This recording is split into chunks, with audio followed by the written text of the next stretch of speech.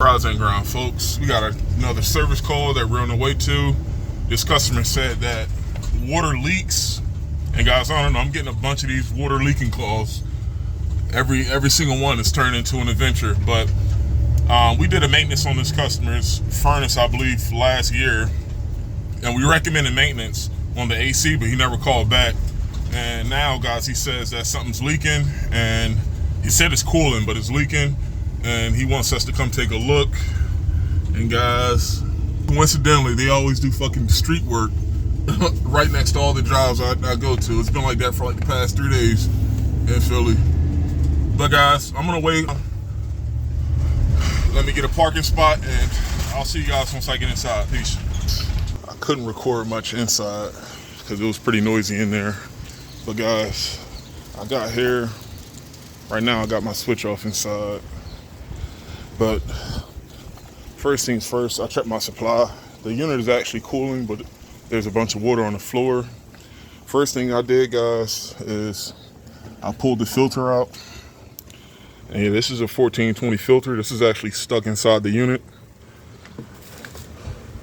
I took that filter out, and unfortunately, guys, this drain didn't have a clean out. And not taking any chances, I knew that filter was dirty. Anytime we have P-traps with no clean outs and the customer has water on the floor, I always cut these P-traps out, and I recommend the customer having us put a new P-trap in with a clean out, because guys, the drains go inside the wall, so there is no way I could have flushed the drains out on the other side. But what I got here in my hand is just what was supposed to be in there from the get-go. Same setup, but now, guys, instead of the customer having leaks on the floor preventatively, we have an access point to just periodically flush the drains to avoid that from backing up again. It was definitely a lot of water and a lot of junk that was inside of this P-trap, as you guys can see. And like I said, this is our first time here for the AC, so we don't have any history as far as what was done. But as far as with the filter, guys, I can tell that 1420 was a little short, and I ran out of 1620s a few days ago. So the next size up would be a 20 by 20. And guys, the only difference is, you'll see once I go inside, this bigger filter is going to be sticking out a little bit more, which in my case, guys, well, in the customer's case, is going to help them out, because if we put another 14 by 20 in, you literally got to crawl. You got to stick your fingers inside the return to pull this thing out. And like I said, that's okay doing it once or twice, but doing this every 3 months, guys, eventually, I know the customer is not going to be up for potentially cutting up his fingers just to replace this filter. So I'm going to put in a slightly taller one, so now you can just pull this new filter out, and like I said, it'll be a lot easier to replace the filters. But at this point, guys, I'll definitely recommend maintenance at the bare minimum. And also, we're going to recommend, like I said, the new drain line with the clean out. So I should have everything I need on the truck to redo the drains. And we're going to put everything in, and I'll see you guys in a little bit. Alright guys, I'm back outside. I definitely wanted to record more inside, but the video quality would be way off, because I don't know what he has hooked up. I think it's probably for one of his kids, but the sound is definitely off. But guys, I definitely just put my drain line in. As you can see, drain line is in. I got the filter in, and guys, once again, what that filter, well, what the return takes is a 16 by 20. He had a 14 by 20 in there, which was a little short. What I ended up doing to get him by is, and of course he signed up for the maintenance agreement, I ended up putting in a 20 by 20, which is a little bigger, but bigger in this case is better, because like I said, guys, I highly doubt he was gonna, risk getting cut up putting another 14 by 20 in. So the good news is that 20 by 20 can last him until the next maintenance. Are great, but make sure you guys have a way of opening up the drain to flush it, whether this be a T, which is what we use, or a union. which can work too. I prefer just a T because those unions, after a while, you just don't want nothing to strip, and now you got to cut it out. And like I said, now that's additional work. I'd rather just use a T, and at that point you can use your gallow gun or whatever tools you guys use, or a brush, whatever tool you use to flush these P-traps. Make sure if you have a P-trap, you guys are aware that you need a way of flushing it in the future. So yeah guys, now what I have to do is I'm gonna get my tools out the truck and I'm gonna do the AC maintenance. Guys, these are very common. These are the theft protection cages. The customer definitely insisted on us checking the refrigerant pressures. My supplies are spot on, but what I'm gonna do is, and as a matter of fact guys, I'm not gonna let you guys go yet. Let me get my stuff. I don't have to get crazy with the electrical component, even though I'm gonna open up the electrical component area. I can still test this unit and I can still take out the capacitor, test everything, because it's not encased on all four sides. So I can easily open this up, but also guys, I want to definitely check the pressures. So let me get my stuff and I'll be right back. Let me show you.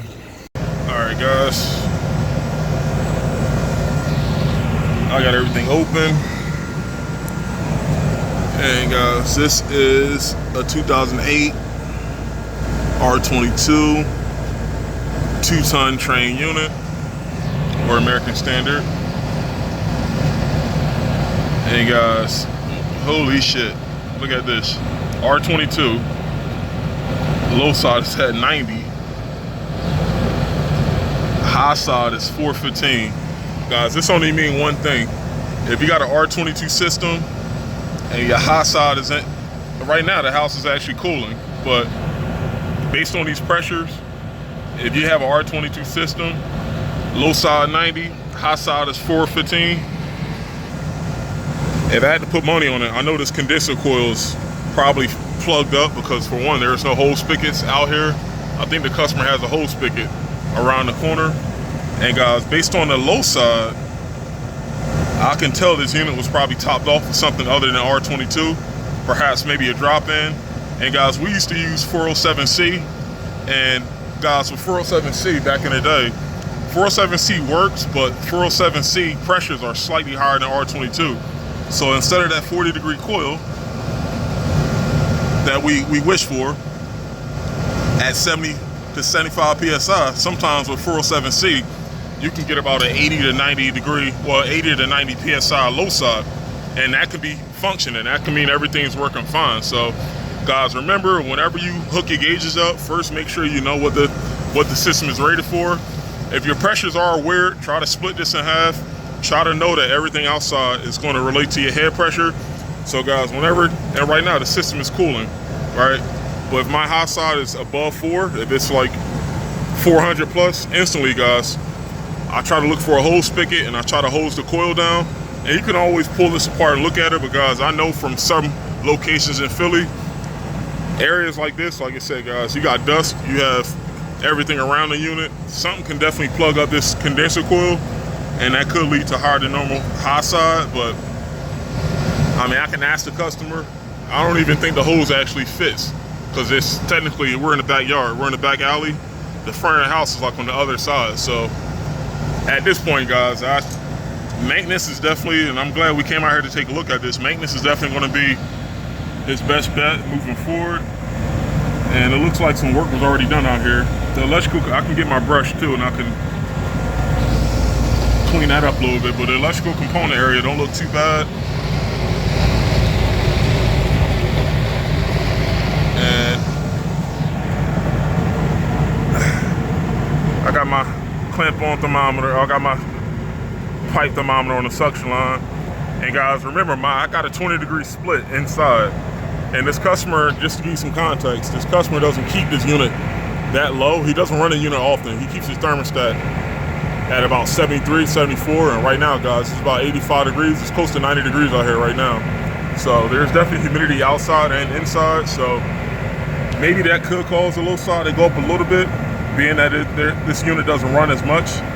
But guys, like I said, putting two and two together, most R22 systems if they're still out there and still working, it was probably topped off with 407C or maybe another drop-in. So I always give myself some slack on R22 systems. Once again, I'm used to my R22 condensers being at least 300 on the high side, which does sound crazy, but like I said, guys, you know, old R22 systems, like I said, any AC system, once you get past that 12 to 13 year mark, I mean, you got to expect something not to work exactly the same way it did 10 years ago. So yeah, guys, there you have it. What I'm going to do is I'm going to pack this up, and I believe he has another thermostat. This is a 2-zone setup. He has one system, but 2 thermostats. I got to replace the batteries on the second floor thermostat. But yeah, guys, this is a simple service call. Leaking, drains were leaking. We put a new P-trap in with a clean out, and we put a bigger, more accessible filter in. So it should be a relatively simple service call, and most importantly, we got this customer signed up for maintenance. So moving forward, if something were to happen, we'll be able to jump on this before it becomes a bigger issue by keeping this unit clean, and we'll get this taken care of moving forward. There you guys have it. Peace out. I'll see you in the next one.